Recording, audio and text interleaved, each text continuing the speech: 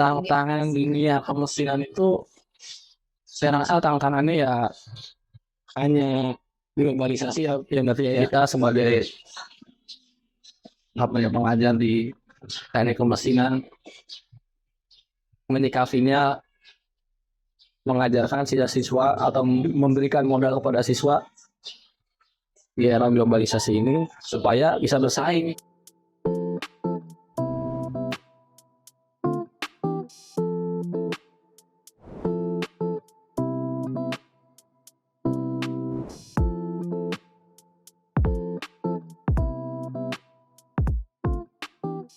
Halo Sobat Kompeten, balik lagi di podcast View Series P4 Jakarta Timur. Kali ini kita kedatangan tamu yang sangat spesial nih Sobat Kompeten di bidang permesinan. Sobat Kompeten pasti jarang sekali kan menemui bintang tamu atau narasumber yang membahas permesinan ya. Kali ini kita hadirkan nih Sobat Kompeten agar Sobat Kompeten lebih tahu lagi mengenai dunia permesinan. Nah, kira-kira bintang tamu kita siapa ya? Mari kita sambut Pak Dedi. Halo sahabat kompeten, ini Mbak Tia ini bisa banget dah. Padahal saya itu belum ahli, hanya sedikit yang saya tahu. Pak Dedi, bagaimana kabarnya Pak? Alhamdulillah hari ini baik. Alhamdulillah. Untuk aktivitas hari ini sedang sibuk tadi Pak? Oh, hari ini di P2 KPTK 2 atau sekarang udah berubah namanya jadi P4. Saya sedang pelatihan CAT. Ya, kebetulan hari ini saya ada waktu luang karena sedang dilakukan assessment atau uji kompetensi. Karena ada pelatihan nih, saya kan Bapak sudah menempuh ke jenjang yang ahli nih Pak ya. Kira-kira apa yang membuat dunia permesinan ini begitu menarik sebelumnya bagi Bapak? Begini ya, Mbak Tia.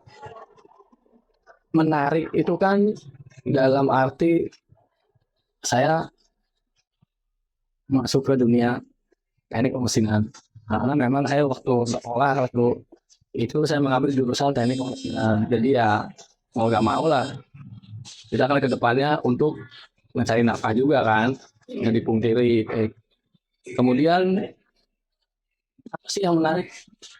Yang menariknya itu kita itu di dunia pemesinan, khususnya di mesin konvensional, kita itu seni loh Bu. Kenapa seni? Karena kita membuat alat menggunakan mesin konvensional. Itu ada sih.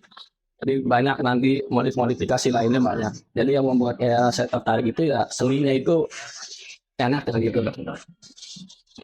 Berarti permesinan itu bukan hanya sekedar hitung-hitungan ya Pak ya? Ya. Ada seninya juga ya. Kemudian kira-kira prinsip dasar apa yang ada di permesinan ini Pak, yang perlu orang-orang ketahui gitu? Permesinan itu seperti ini loh gitu. Prinsip dasarnya kira-kira. Yang pertama kita harus bisa yang namanya membaca gambar teknik ya, bukan gambar lain sih. Iya. Kemudian kita implementasikan dari gambar teknik itu ke seni tadi, membuat menggunakan mesin bubut.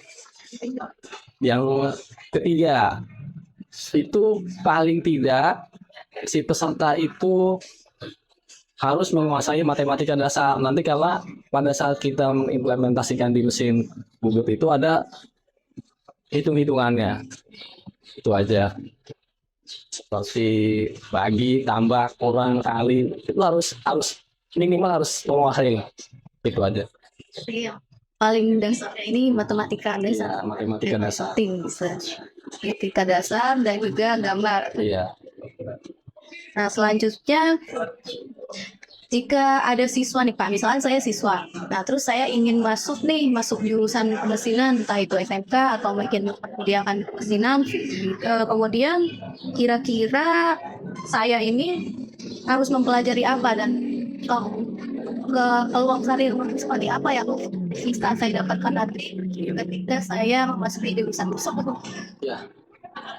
Kalau untuk menjadi modal gitu kayak tadi Mbak Tia utarakan, ya pertama itu tadi kita harus bisa membaca gambar, kedua matematika dasar, dan hilangkan rasa takut pada saat kita berinteraksi dengan mesin. Nah, untuk peluang karir mungkin kita yang masih di negara berkembang ini mungkin ya, dan pada prakteknya gitu ya, pada saat kenyataannya gitu, saya rasa karir di dunia pemesinan khususnya teknik mesin konvensional itu masih ada di level pelaksana dulu. Contohnya operator mesin. Tapi tidak menutup kemungkinan juga karirnya itu akan berkembang atau naik jadi tenaga ahli. Itu aja sih yang saya tahu, dan saya juga pernah punya siswa sekarang sudah menjadi supervisor di salah satu perusahaan swasta. Jadi pada sahabat kompeten, nggak usah takut, karir akan selalu menemukan kita. Berarti karir yang akan kita dapatkan apapun jurusannya ya sobat kompeten, entah itu kita masuk mesin atau masuk jurusan mungkin jurusan seni mungkin. Nah, itu karir kita bakal menemukan kita seperti yang Pak Didi bilang tadi. Jadi kita fokus kita hanya belajar sobat kompeten. Apapun yang sobat kompeten masukkan, jurusan apapun yang sedang sobat kompeten jalani, sobat kompeten hanya belajar dan belajar saja. Karena jika nanti ilmu kita sudah tinggi, maka hari itu akan datang sendiri kita, seperti yang Pak Didi bilangnya sobat kompeten. Nah, kemudian saya mau tanya lagi nih Pak. Di sini setahu saya Bapak sebagai instruktur ya Pak ya? Ya, Ibu. Instruktur. Nah, dalam pengalaman Bapak ini sebagai instruktur, apa tantangan utama yang Bapak hadapi ketika Bapak menghadapi siswa yang belajar permesinan, dan juga bagaimana Bapak membantu mereka dalam mengatasi problem-problem terkait permesinan? Itu ya. Untuk menghadapi sumber daya ya atau source itu, kamu atau saya selaku pengajar sering sekali anak-anak atau siswa SMK itu kembali lagi kurang memahami hitung-hitungan matematika dasar. Itu sering saya jumpai, sering sekali saya jumpai. Kemudian bagaimana saya menyikapi mereka? Saya seperti kita les privat lagi. Misalnya satu minggu kita teori, kemudian minggu kedua kita masuk ke workshop. Nah, menemui siswa-siswa yang masih tadi itu. Akhirnya saya kembali tarik ke kelas, kita ajarin matematika dasar lagi, seperti bagi, tambah, kurang, dan kali. Karena pada saat kita menggunakan mesin, itu kita pasti akan menjumpai kurangnya berapa, lebihnya berapa, ini berapa kali. Itu selalu akan kita jumpai. Karena itu adalah dasar daripada produk yang nanti akan kita hasilkan. Itu gitu ya. Berarti dalam matematika dasar pemesinan ini, apakah nanti ada kayak ada yang kurang itu Pak? Kayak misalkan 5 tambah 5, tapi dia udah kurang, terus di sampingnya itu dia kurang, misalkan ya tahu kali atau bagi gitu. Enggak sih, enggak serumit itu, cuman hanya dasar aja. Misalnya 0,01 dikurangi 0,05, itu kan banyak sekali saya jumpai siswa-siswa SMK itu yang masih bingung gitu ya. Itu aja sih dasar.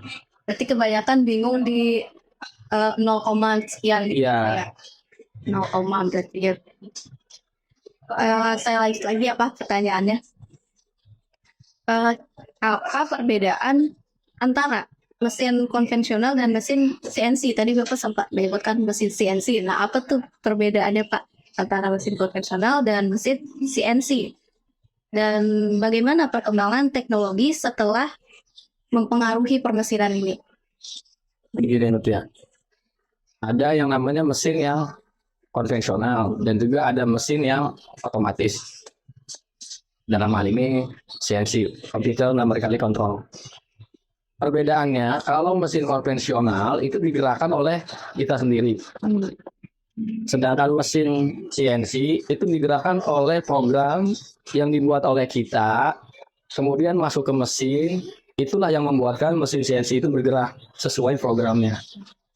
Jadi pada prinsip dasarnya sih sama. antara mesin CNC dan mesin konvensional itu sama. Hanya penggerakannya saja yang berbeda. Itu Mbak Tia. Dan untuk pengaruhnya, saya rasa hanya tipis ya Mbak.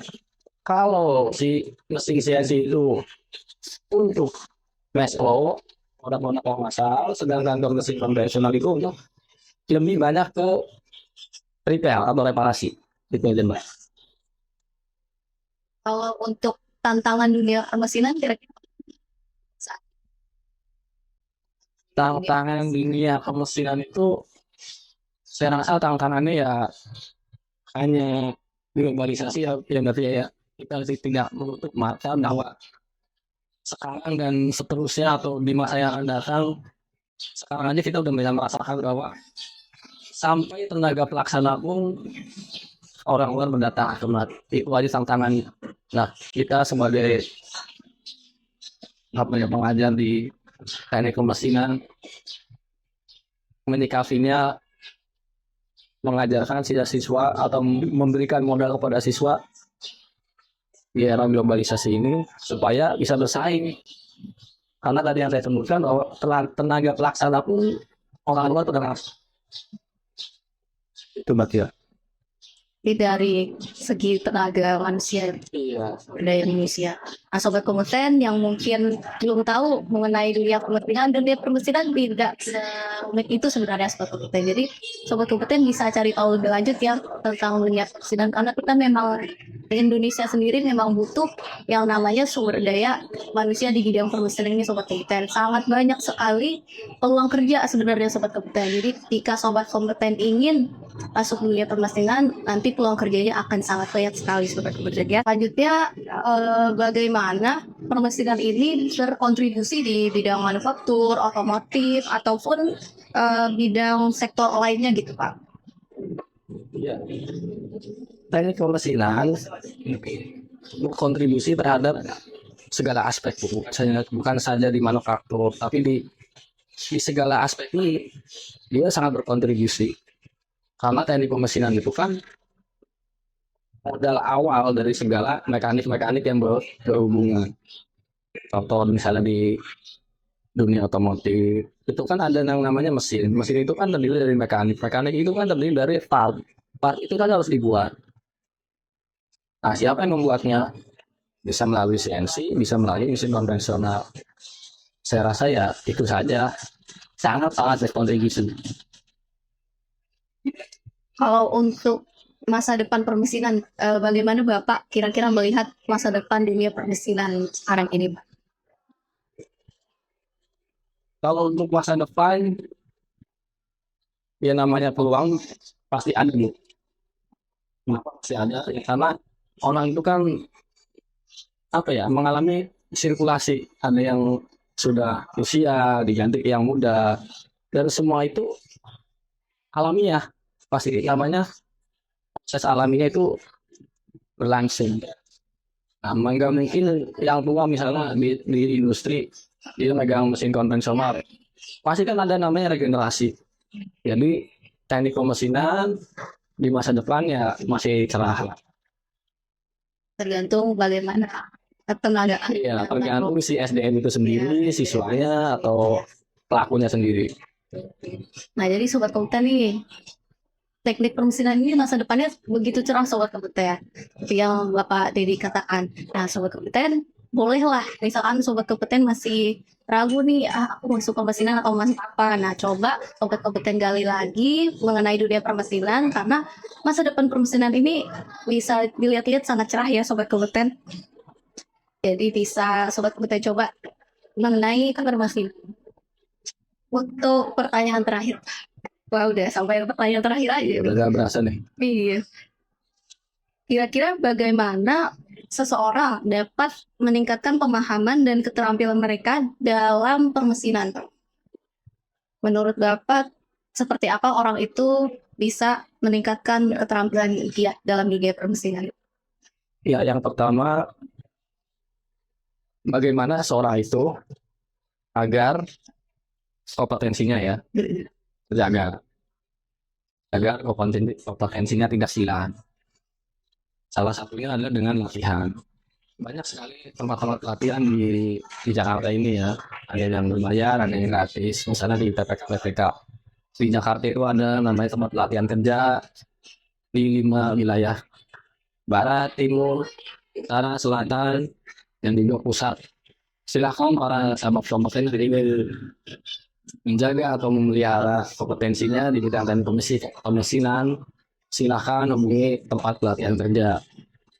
Kenapa? Karena kompetensi yang sudah kita data, ketika kita menyatakan kompeten, itu bukan hanya tidak dapat kompeten selamanya, tidak. Karena di era sekarang ini sudah ada yang namanya sertifikasi. Nah, sertifikasi itu ada batas waktunya, ada expired. Jadi selama 3 tahun si orang tersebut dinyatakan kompeten. Nah, di tahun yang keempatnya itu kan sudah habis dengan satu, misalnya dia bekerja di bidang pemesinan. Artinya dia tidak perlu lagi untuk melakukan uji kompetensi. Dia cukup menampilkan portofolio saja. Beda dengan orang yang tidak melakukan di bidang itu lagi. Dia harus uji kompetensi lagi. Jadi itu aja Mbak Tia. Kita harus sering berlatih, kita harus sering baca-baca, itu aja Mbak Tia. Berarti kita memang untuk meningkatkan ini kita harus banyak berlatih ya Sobat Kompeten. Satu lagi mungkin itu kali ya, mindset kali ya kayak. Iya. Karena orang-orang tuh berpikir permesinan itu berhubungan dengan hitung-hitungan dan kesulitan fisika dan lain sebagainya gitu Pak. Jadi banyak yang udah mindsetnya udah geser duluan, udahlah gak mau gitu. Padahal intinya itu aja Sobat Kompeten, banyak berlatih dan memahami gambar tadi, sama satu lagi itu matematika dasar. Nah, permesinan hanya itu saja sebenarnya Sobat Kompeten. Tidak terlalu susah ya Sobat Kompeten, bisa dicoba karena jika kita sudah mencobanya, peluang karir nanti akan banyak sekali Sobat Kompeten di dunia permesinan ini ya. Untuk podcast permesinan kita kali ini, Sobat Kompeten bisa komen-komen di bawah bersama narasumber kita Pak Dedi yang ahli di bidang permesinan ini. Mungkin nanti Sobat Kompeten jika ada pertanyaan bisa tulis di kolom komentar ya Sobat Kompeten.